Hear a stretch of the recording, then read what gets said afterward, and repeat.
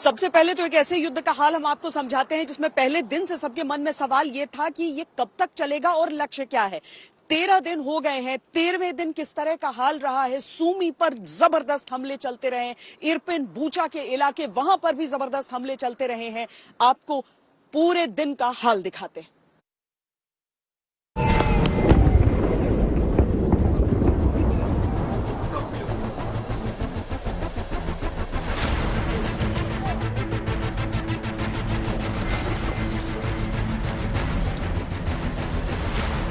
सूरज के उगने की तरह दूर नजर आती रोशनी, लेकिन धमाकों की आवाज के साथ फैलती यूक्रेन के आसमान में यही रोशनी युद्ध से फैली तबाही के अंधेरे को और विस्तार देती है। धमाका लड़ाई के 13वें दिन यूक्रेन की राजधानी कीव में होता है और लड़ाई सिर्फ कीव की ही नहीं है। रात होते ही यूक्रेन में पिछले 13 दिन से अचानक बमबारी तेज होने लगती है। जहां एक तरफ से सिर्फ गोलाबारी नहीं होती, ये धमाके यूक्रेन की तरफ से रूस को जवाब में दिए जा रहे हैं। दावा है किसी धमाके के बाद यूक्रेन में ओडेसा के पास रूस के एक शिप को उड़ा दिया गया। लेकिन ब्लास्ट के बाद युद्ध झेलते यूक्रेन में जब भी सुबह होती है, शहर कैसे दिखते हैं, इसे 2.5 लाख की आबादी वाले शहर सूमी को देखकर समझिए। जहां कैमरा घूमता है तो सिर्फ और सिर्फ युद्ध के 13वें दिन एक शहर के कई हिस्सों के खंडहर में बदल जाने का सबूत नजर आता है। ऐसी बर्बादी कैसे फैलती है, इसलिए देखिए इन तस्वीरों को जब सूमी की जमीन पर रूस के प्लेन से गिराए गए बमों ने रिहायशी इलाके में यूं विध्वंस किया।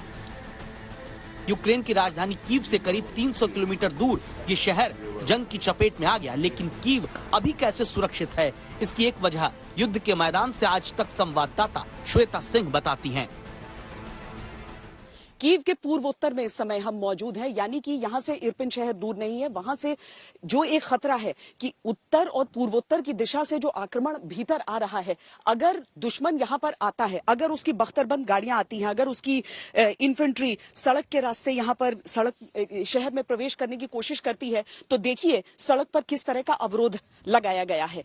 ये जो डब्बे हैं रेलगाड़ी के, उन्हें यहां पर बंद करके छोड़ दिया गया है, बिल्कुल उस दूरी पर कि सामान्य गाड़ियां और नागरिक तो यहां से पास कर सकते हैं, लेकिन अगर कोई आर्मर्ड व्हीकल यहां से क्रॉस करने की कोशिश करता है तो उसके लिए यह संभव नहीं होगा। इस तरह के अवरोध आपको कीव शहर के अलग अलग हिस्सों में दिख जाएंगे। इन्हें इसीलिए लगाया गया है ताकि दुश्मन का जो प्रोग्रेस है उसे धीमा किया जा सके। कीव के भीतरी हिस्से तक अभी रूस की सेना नहीं पहुंच पाई, लेकिन जब सूमी तक रूस की सेना पहुंचती है तब उनको जवाब देने के लिए यूक्रेन की आर्मी की तरफ से एक खास हथियार इस्तेमाल किया जाता है, जिसमें टारगेट फिक्स करके सीधे रूस के आर्मी इक्विपमेंट को ध्वस्त कर दिया जाता है। ये संभव होता है टर्की के दिए हुए अटैक ड्रोन की वजह से।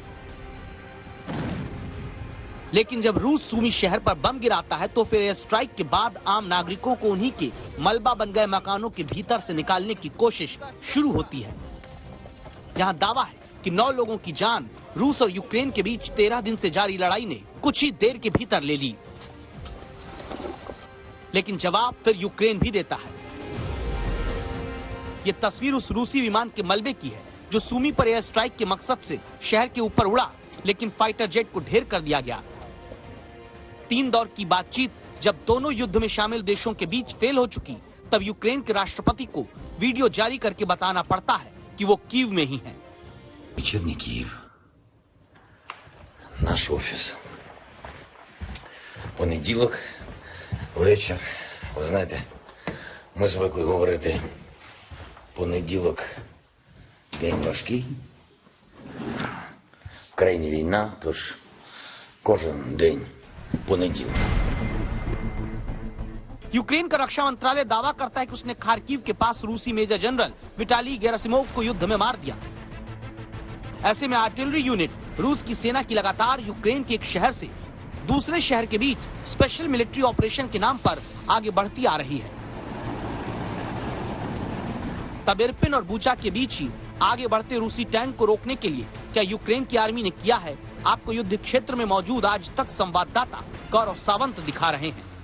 हम लोग इस समय इरपिन और बूचा के रास्ते पर हैं और यहाँ पर बहुत भीषण युद्ध हो रहा है। अगर मैं आपको यहाँ दिखाऊं, मेरे कैमरा पर्सन पवन कुमार आपको दिखाएंगे कि कैसे अब इस सड़क पर एंटी टैंक माइंस लगा दी गई हैं, क्योंकि अंदेशा यही है कि कुछ समय में रूस की सेना के टैंक अब इस सड़क पर राजधानी कीव की तरफ बढ़ते हुए आएंगे और इसीलिए यहाँ खतरा बहुत ज्यादा बढ़ता जा रहा है। अगर आप यहाँ सड़क पर देखिए तो हर ओर एंटी टैंक माइंस लगा दी गई हैं। यहाँ पर एंटी पर्सनल माइंस भी सड़क के किनारे रखी गई हैं जरूरत पड़ने पर, क्योंकि न केवल वो टैंक इन सड़कों पर आएंगे बल्कि आसपास के इलाकों पर आएंगे। वहां पर ये जो माइन फील्ड है इसको लगा दिया गया है ताकि जैसे ही वो टैंक आगे बढ़े तो वो उड़ जाए इन एंटी टैंक माइन से या उनका एडवांस स्लो हो जाए। इस पूरे इलाके को खाली भी कराया जा रहा है क्योंकि खतरा यहां लगातार बढ़ता जा रहा है। कहा यह जा रहा है कि रूस की सेना धीरे धीरे आगे बढ़ रही है, इसीलिए इस इलाके को खाली करना बेहद आवश्यक है। युद्ध के 13वें दिन की रिपोर्ट बताती है कि फिलहाल कोई आसार जल्द शांति के नहीं। वजह यह कि अब तक अमेरिका समेत दूसरे देशों के प्रतिबंध के बावजूद लगातार हमले तेज कर रही पुतिन की सेना को रोकने के लिए अब अमेरिका रूसी तेल और गैस के निर्यात पर प्रतिबंध लगाने जा रहा है। इस प्रतिबंध का मतलब होगा युद्ध और तेज करना। श्वेता सिंह के साथ गौरव सावंत, कीव, यूक्रेन आज तक।